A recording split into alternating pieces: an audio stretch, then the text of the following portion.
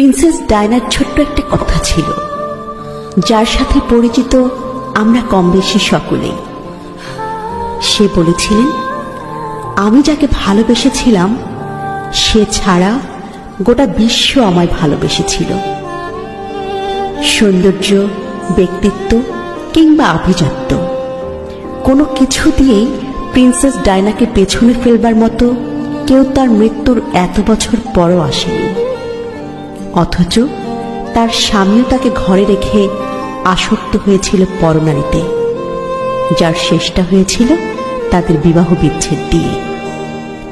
তোমরা অনেকেই বলো না, গুছিয়ে না চললে, নিজেকে সাজিয়ে না রাখলে পুরুষ হাতছাড়া হয়ে যায়। আসলে এটা পুরোপুরি মিথ্যে, বুঝলে?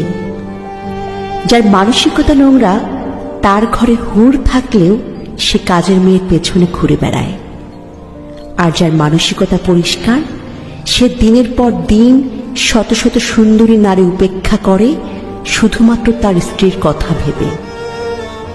বেঈমানদের কোনো কারণ লাগে না বেঈমানি করার জন্য। তাদের আগাগোড়া পুরোটাই নোংরামিতে ভরা। তাদের কাছ থেকে ভালো কিছু আশা করাটাই ভুল।